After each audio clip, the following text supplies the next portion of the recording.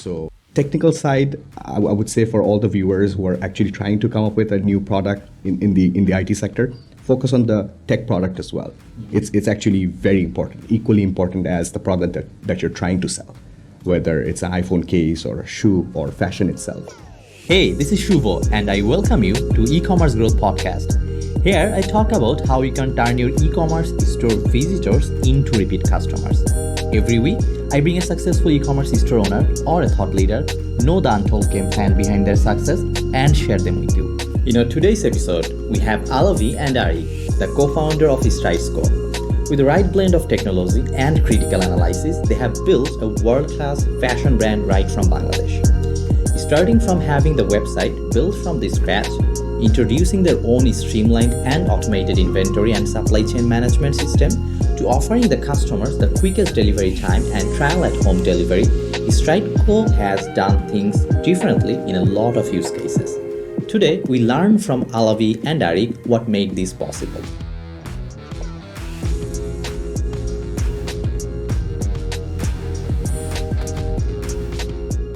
We have been hearing about your company, Stridesco, for a long time, and we wanted to meet you guys and talk about your growth journey so far. Thank you very much. Thank you for the opportunity. Thank you for welcoming us.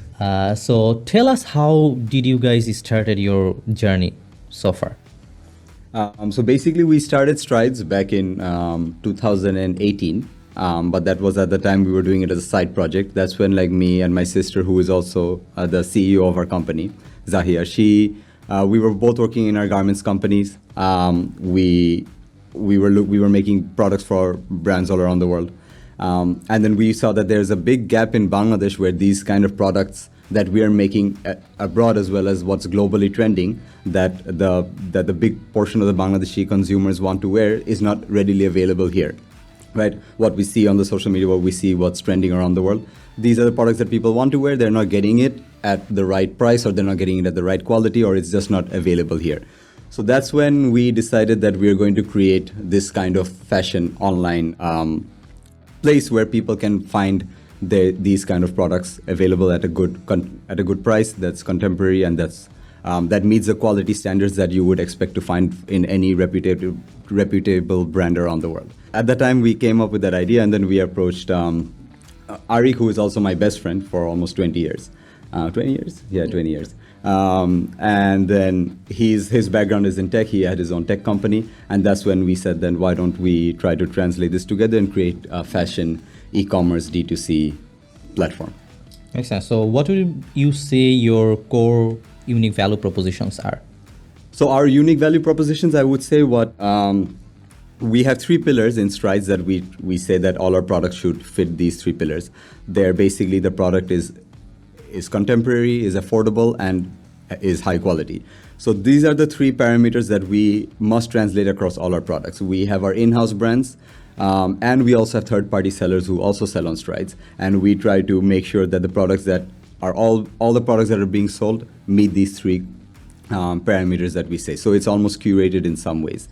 At the same time, another value proposition that we offer is trial at delivery, where customers can try multiple products and sizes at their doorstep and then see which ones they like and which ones they don't, and they can return it. We're running this inside Dhaka. Outside of that, we offer exchanges and return policies to all customers around Bangladesh, wherever it is. So I would say that one of the whole point of all these things is the customer experience. Mm-hmm. The kind of customer experience that we're offering at Stridesco is, I would say, is unmatchable, and that is one of the key value propositions that we bring forward in whatever we do. We want to solve one of the main problems in Bangladesh, which is sizing. There's no proper sizing standard in Bangladesh that customers follow. That's why there's a lot of size confusions. We try to solve that, especially because we are an online place. A customer is not coming here and they're not trying on the product. So how can we bridge that trust gap between a customer seeing a product, seeing the measurements online, and being actually get the right size in a very hassle-free process? And once a customer does a trial first time, then they already know their size, right? So when they keep coming back, we see that this generates a lot of user retention, higher customer loyalty, and therefore we believe this can maximize the lifetime value of the customer over the long run. So, Arik, we know that instead of using common e-commerce systems like Shopify or WooCommerce, you have completely decided to do it by yourself, Right. your team. Right. So, what is the reason behind taking this decision, and what do you think the pros and cons would be? Right. So the first thing is I would like to tell you that I'm a UX designer myself. So when we first started, when Alavi came up with this idea, we decided, okay, we're going to do something that's not there in Bangladesh, right? But in order for us to do that, we have to come up with a completely unique design. So the customization part came on day one. We wanted to do a design from scratch that would meet all three of our requirements. We had three different mindsets. We had three different ideas. And I did not find any site back then when we started which focused on proper UX. So that was our first reason to come up with something that's completely customizable. Secondly is the backend part of it, right? Since I already had an IT company, it was very easy for me to come up with the whole framework, with inventory management system and order management system. And back then we only did cash on delivery. So we didn't have any payment gateway. So overall, the experience was a lot easier for us. In terms of the customer side, we receive a lot of compliments with our designs because we know that it's something that they've never seen. There are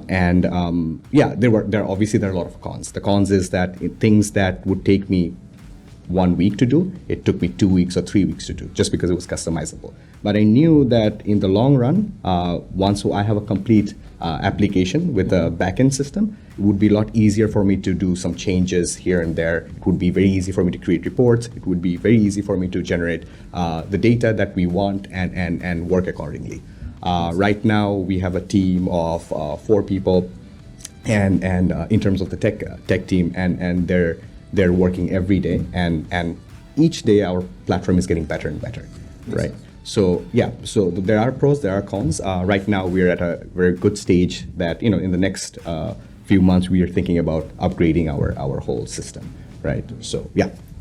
So you guys have started mostly from 2020, and I think you have seen quite a lot of growth because you are targeting the fashion people in the middle class sector, which is a very rising sector in Bangladesh. Right. So tell us a little bit about your growth so far and what are the marketing or growth tactics you have used.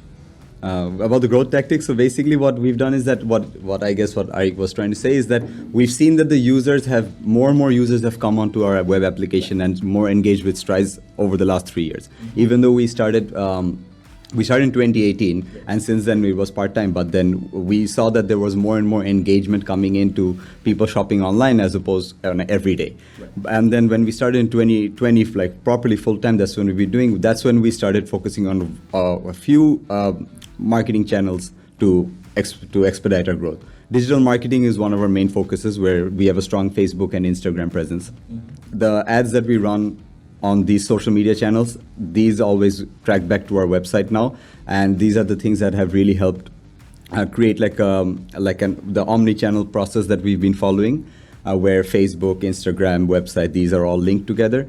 These have really helped to increase the orders that we've been seeing in the last few months. We also do the content generated ads is one of our key focuses. We do a lot of PR. We create a lot of styling videos, use influencers. These are the things that we're doing to create a lot of content, because with fashion, content is king with in general, but with fashion, when online fashion, you see a product, you want to see it in its activity, you want to see it how it's worn, how it's used, how it looks on different people, what are the different outfits that you can do with it, what is the utility of it. So with this, we create a lot of content to highlight all the different aspects of our products. We also do a lot of SEO, where and then going back to what Arik said, that in the last few years, we've seen that with key players, there have been a lot more user engagement with the internet, right? Yeah. So the SEO patterns that we've seen in the last few years, they're just kind of exponentially going up. Where when we started in 2018, people would not really look for, red floral shirt Bangladesh, right? This wasn't really there. People were not shopping for those kind of products directly on Google, but they are doing it right now. Right, and with these kind of keywords that we see, and we try to tag our products with the keywords that are ranking, we see that in the last few months that we've generated a lot of positive results from that. So I would like to add a few things on that. So in terms of the technical side, so Alavi mentioned SEO. So right now, for the past few months, we have started targeting and figuring out the pipelines. We have created different pipelines. For example, users that come from Facebook, they click on a particular ad. Let's say they click on a specific product. So after clicking on that product, are they actually buying it? Are they thinking about it? How long are they thinking about it? Are they actually adding the product to the cart? Is it because it's too expensive? Should I give them a discount right then and there? Does that convert into a sale? These are the things that we're doing right now. Another thing that we really focus on is the continuity. We mentioned about the omni-channel. So one thing we really focus on is once you start a conversation with us on Facebook or Instagram, some way or the other, it has to be connected to the website. Because either one of our customer executives will place the order for you, or we tell them that here's the link. Once they click on that link, your cart will automatically be populated with that product, with that size. All you have to do is click checkout. Either you pay by cash on cash or Bcash or any other card. So that continuity is what we truly focus on. And I know in the near future, this is something that users will love, and because it makes the whole customer experience so much easier. Another thing that I want to tell is to our audience is creating an e-commerce site, you have to replicate the real life experience. Bangladesh, we have been going to Katsai, Arong since we were young, and the customer experience as Bangladeshis, we're people person. Like, we love talking, we love taking care of other people. So these are the things that we have to replicate in the website. How can we do that? Alavi mentioned the trial on delivery. We talked about images. All the images has to be quality images, right? You need to see. It's like what you see is what you get. You have to see the product, and it has to translate. The product has to translate the picture that you've seen, right? So continuity, create a real life experience on our website is something that we focus on, and that's how we see the growth moving forward. Makes really sense. So as you're thinking a lot about the customer experience, and what we have seen in the last couple of years, that people, they are moving more into social commerce, I would say. And that's how also all these fashion brands are sort of identifying, or I would say differentiating themselves between the big companies like Daraz as well, because they are providing the services in socials where people are living. So in terms of, let's say, social commerce or e-commerce, how you guys are maintaining all these things? So I would say it's not one or the other, right? Like, it's not that you either focus on e-commerce or you focus on social commerce. With the way that with the rise of social media users, especially in Bangladesh, right, the use of internet is almost exponentially the same as the use of social media, right? So social commerce, I think, has to be a key strategy in any e-commerce company, and especially for fashion e-commerce D2C like ours. The social commerce plays a big role to create the whole the omni-channel setup that we have to maximize the customer experience, right? So like what Facebook offers, and Facebook and Instagram, they offer a lot of different ways for the customer to be able to shop from the brand, right? Like we use Facebook catalogs, we have Messenger, then we have different call to actions, right? Some call to actions of the ads go to the website, some call to actions go to the message. So the whole thing has to be linked, right? So when we can't expect the customers to only go on stridesco.com and look at the products in its own individual entity, right, and say that this is what I want. People want to see that how does it look in different ways? How does it look in how can I wear it in different scenarios, right? And that's when they go to the social media side. They go to social media. People are spending all the time on social media. They see these products, they see it in action, and then from that side, it has to take you to the cart, and it has to allow you to check out from that, just you seeing that image. Right, and that's where social commerce, the tactics that we deploy and the tactics that are available for us to use on these social media channels helps to drive the e-commerce, right? Like I think about 65% of our traffic right now onto the website is coming from our social media, right? We are not selling like a homogeneous product, that this same product you can find in multiple different shops, where you see a billboard or you see a newsprint and then you see a Facebook ad, and then you cannot go to the checkout directly from there. All of these things has to bring you to the cart, and it has to be able to let you shop and be able to buy things at the convenience of your palm, right? So that's why I believe that with social commerce, it plays a key role in any e-commerce strategy. And that is what we've been using quite strongly as well. Makes sense. We are in 2022, so what's for future for Stridesco? So I'll start with the tech one, and then so for tech, there's a lot of things happening right now. So I would start with I'll share some of our vision that we have.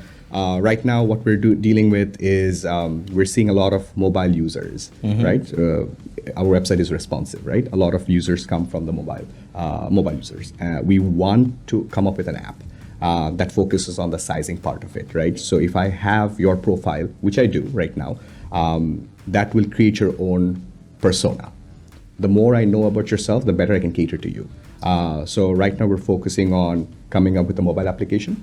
Secondly, is I told you previously, we have to replicate the real life experience.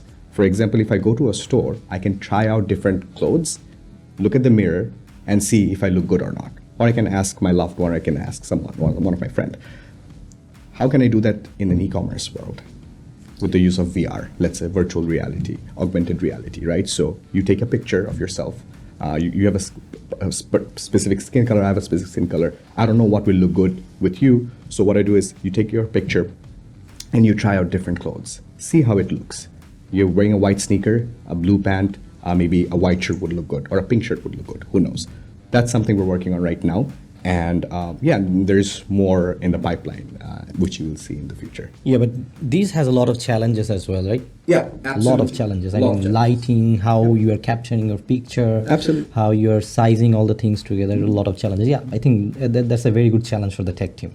It's a big challenge, and the bigger the challenge is, I feel like the better it is for us, because if we can find a solution, then we're already ahead of the game. Yep, and if you can find a solution for that, maybe a good solutions, you can also sell the solutions on a completely different perspective, on a subscription basis for the other e-commerces as well. Absolutely, because the beauty of our team is, like I said, we have a tech team. We're a tech company first. We always made sure, 3 of our partners, we talked about it. We thought, okay, this is a tech company first, and we have to look at it in that way.